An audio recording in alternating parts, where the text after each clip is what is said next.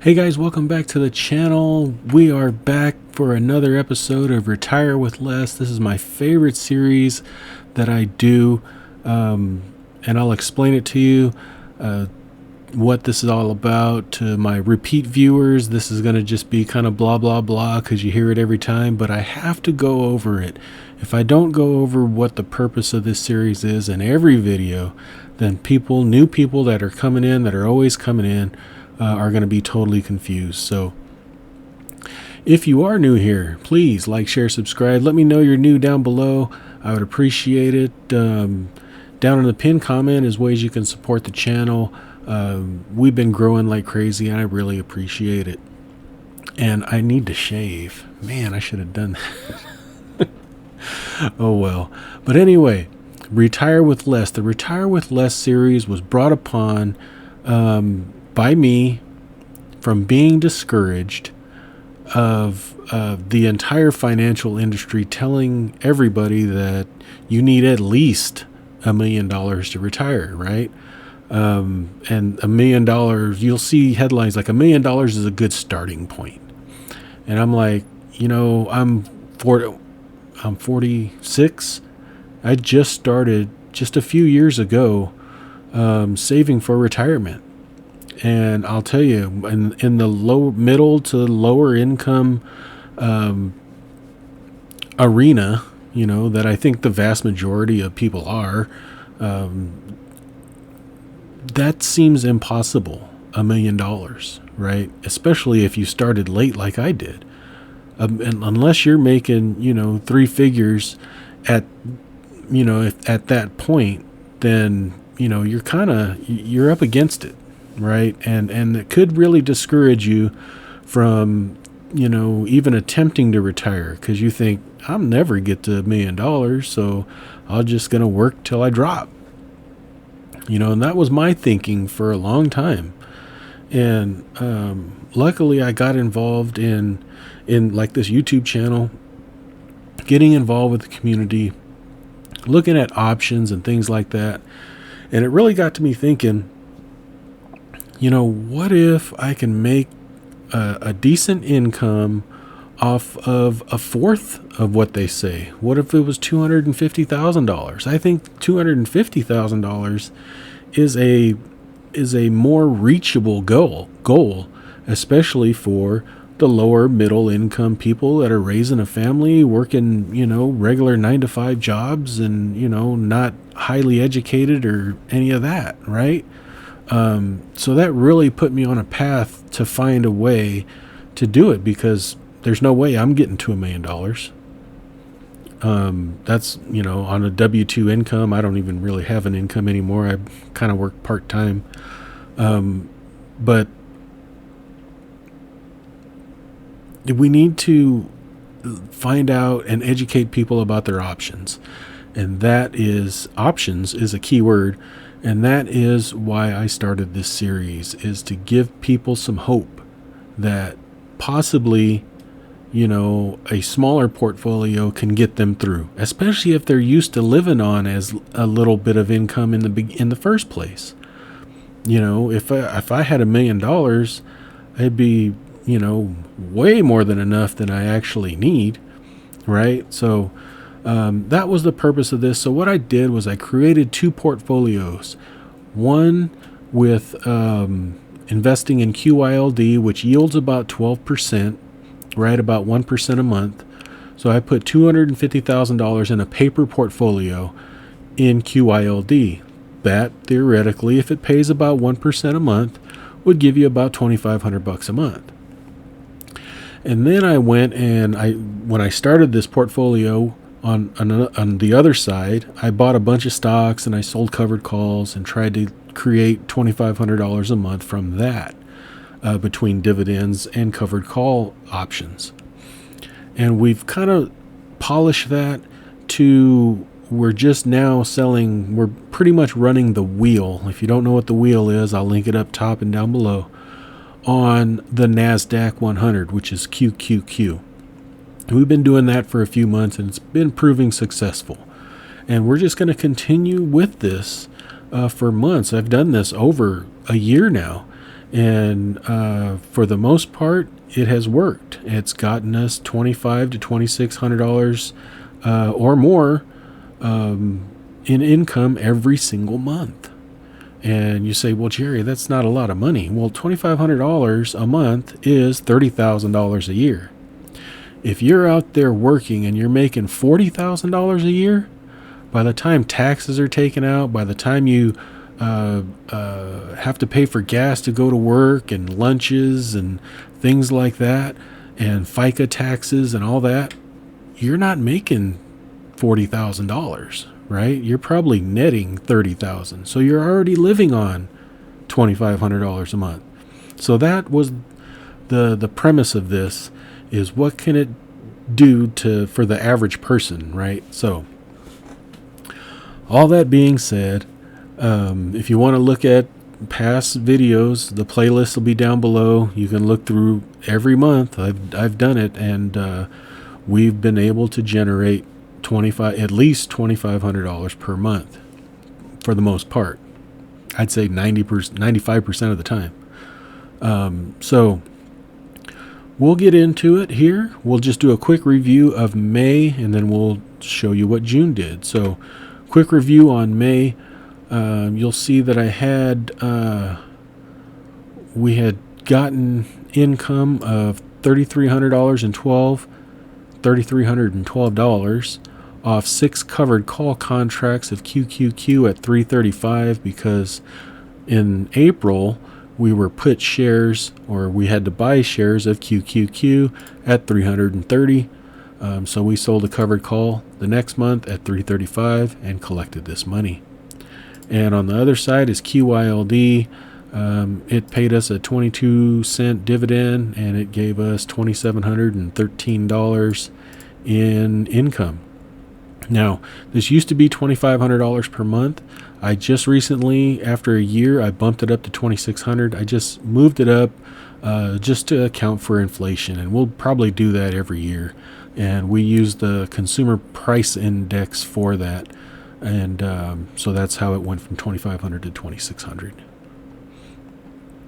So what happened in June? Well, in June, those shares were called away, right?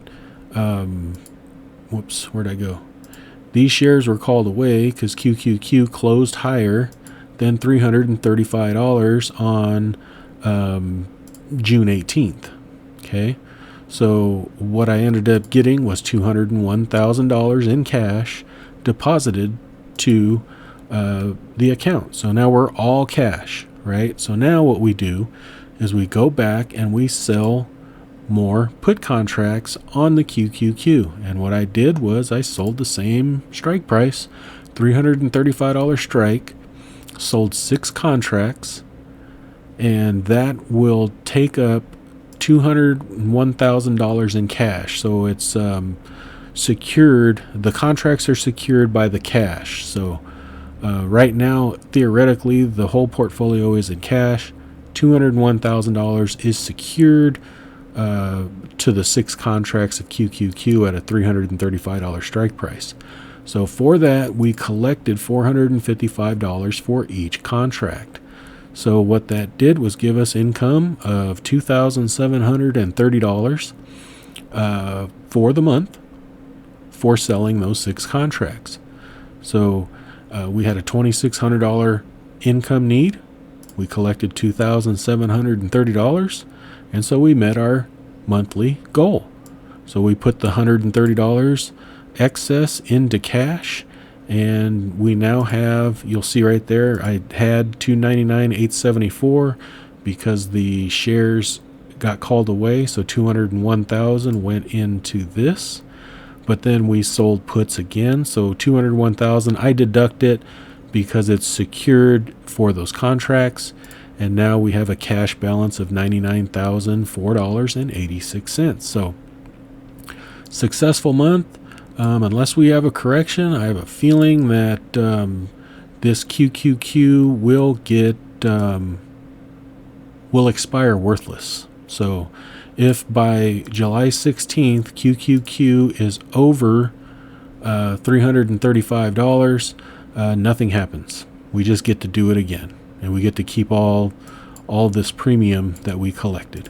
Okay, so we're sitting on $99,000 in cash. We probably need to do something with that cash, and I'm not sure what to do. Have some suggestions. I don't want to sell options on it. I'd rather maybe I'll put half of it in like Newsy or something, just to give us some flexibility and some more income, and then leave some in cash. I do like having the cash on the side. So this portfolio started out with $250,000 a year ago. It is now total value is $300,004.86. And over that time span, we've collected $38,591.84. So all good in the hood on the QQQ side. Now, QYLD, unfortunately, this is the first time in this exercise that QYLD has not provided enough income for our needs. I don't know why. I wish I had an answer for you. June, QYLD's last dividend was paid out like the first couple days of June. So maybe that has something to do with it, that, the dividends were paid out in the same month. I don't know for sure. It never happened before. So, every month since starting this, they paid 1% on the net asset value every month. And this is the first month that they didn't do that. So it is what it is, right? So they paid out 19.4 cents on 12,293 shares. So we ended up collecting $2,384.84. So we did not meet our income need of $2,600. We were short $215.16, so we had to pull that from our little cash pile here. So our cash pile is down to $1,139.85, and hopefully we get a rebound and we don't have to keep digging into this cash, because if this disappears altogether, we'll probably have to eat top ramen for the month or something. I'm just kidding. So, all in all, QYLD's portfolio side started at $250,000, is now worth $274,904.96. And we pulled almost as much income as the QQQ side at $37,529.45. So all in all, they both worked. This is just the first time QYLD has not achieved our income goal. So that is interesting. But luckily we had a little bit of cash on the side that made up the difference, and all is well. So that's it. This is the Retire with Less series, guys. If you enjoy it, please leave me a comment down below. Share it with your friends. Share it with people. I mean, this is seriously, if you have people that are,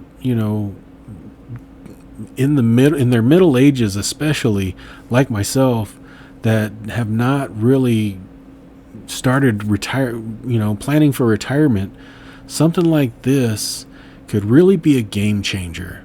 It really could. I know there's, a lot of unknowns, healthcare and housing and all that. But, this could be a game changer. You can scale this. Let's say you have 500,000, you can make, double this, right?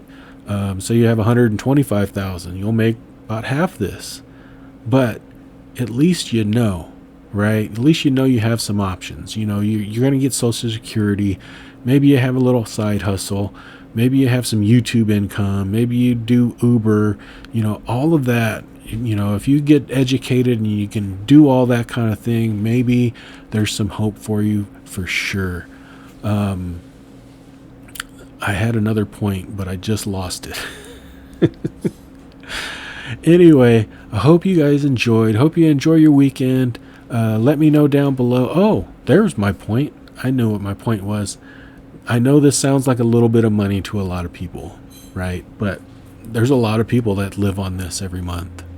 You know, if you have, number one, your housing taken care of, if you have your house paid off, or if you live cheaply like I'm going to do, me and my wife are going to go live in an RV and we're going to travel the country. You know, so our housing expenses aren't going to be so high. You know, and you live frugally. You know, this can be a game changer. So I hope you enjoyed. If you have any comments, please leave them down below. Like, share, subscribe, do all that good stuff, and we'll talk to you later. Thanks. Bye-bye. I am not a financial advisor. The information contained in this video is for entertainment and informational purposes only. It is not intended to be investment advice. Please seek a licensed professional for any investment, tax, or legal advice. Thank you.